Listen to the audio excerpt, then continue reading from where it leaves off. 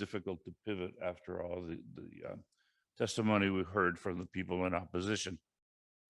But to be, uh, but we have to do our job within the narrow constraints of our purview. So I'd like to offer brief comments on the merits of the nomination as presented. So yes, St. Francis Wood is one of several, um, perhaps many, developments of the Olmsted brothers, which trace their lineage all the way to, of course, Frederick Law Olmsted and the plans for residential districts such as Riverside outside of Chicago.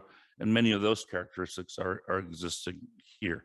I know that some of the opponents mentioned that, well, it seems perfectly banal or perfectly common to certain moves in the site plan and the architecture can be disappointing. Well, we can talk about that. First of all, under criteria A, and again, trying to highlight, as one of the opponents said, the values inherent in St. Francis Wood.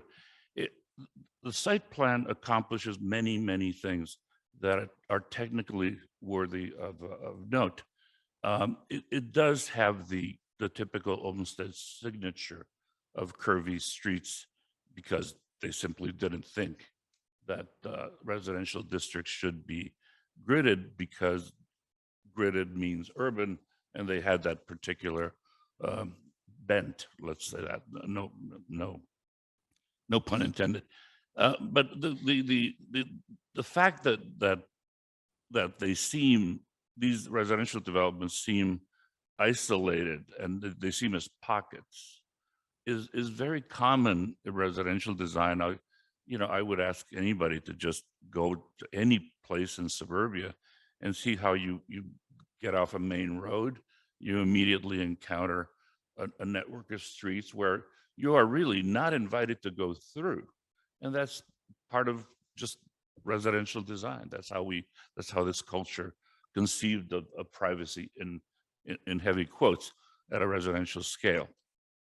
So the curvy streets and the fact that they don't connect directly to other things is perfectly normal. There is a remarkable and characteristic command of topography and views. So this is also a signature of the Olmsted firm. If you see, for instance, developments such as Palos Verdes and Palos Verdes Peninsula, parenthetically also an exclusionary covenant run development, which has changed over time. The other complaint that I heard was that, well, there's nothing special. This is difficult for perhaps for lay people to see, but the one of the things that I think is very special is the restraint exhibited by the Olmsted firm in designing the landscape, which addresses things, very nice things like human scale, the walkability of sidewalks, the placement of buildings in regards to landscape. So the way they mediate scale is remarkable. Onto criteria C, I would say the genius of embedded in how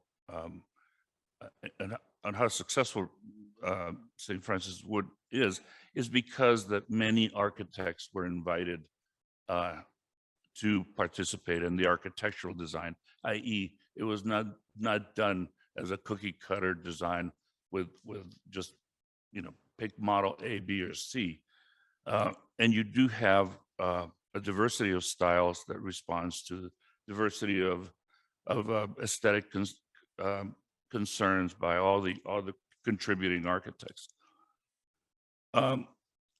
Modernism had not really appeared yet, so a lot of the houses necessarily exhibit historical styles. That was the moment, and yes, there are you can critique the preferences. It's not full of very ornate styles because the Beaux-Arts had already been in decline. Finally, I think the efforts by the property owners are remarkable. I mean, you're lucky, of course, you're lucky in many ways, but you're also lucky that a good record was left of the development, and you're able to marshal this information to give us a very well documented nomination. Staff should be thanked also for properly guiding your nomination. I'm in full support and in full cognizance of the very fraught situation in American cities, and perhaps in San Francisco, especially because of the high cost of housing and the runaway real estate market, for which St. Francis Wood is not directly responsible. Thank you.